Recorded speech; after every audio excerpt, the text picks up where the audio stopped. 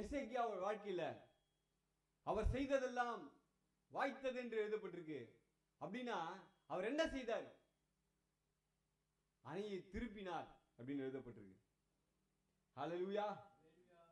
Zion என்னும் ஆற்றிலே அணை கட்டி அதன் தண்ணீரை மேற்கே எழுந்து தாழ தாவீதின் நகரத்திற்கு நேராக திருப்பினான். எசேக்கியா செய்ததெல்லாம் வாய்த்தது. ஏதோ ஒரு திசையிலிருந்து வேறொரு திசைக்கு அவர் திருப்பினார் என்று எழுதப்பட்டிருக்கு. ஹல்லேலூயா. ஒரு திசையில் இருக்கிற ஒரு காரியத்தை வேறொரு திசைக்கு திருப்புறது. திரும்பி பார்க்கிறது என்ன அர்த்தம்? ஒரு இடத்துல இருந்து இன்னொரு இடத்துக்கு பார்க்கிறது. அப்போ எசேக்கியா வேறொரு திசையில் இருக்கிற தண்ணீரை வேறொரு திசைக்கு திருப்பினார். அவன் செய்ததெல்லாம் வாய்த்தது. சரி, அவர் செய்தது வாய்த்தது என்று வேதம் சொல்கிறது. அப்படின்னா நான் செய்தது ஏன்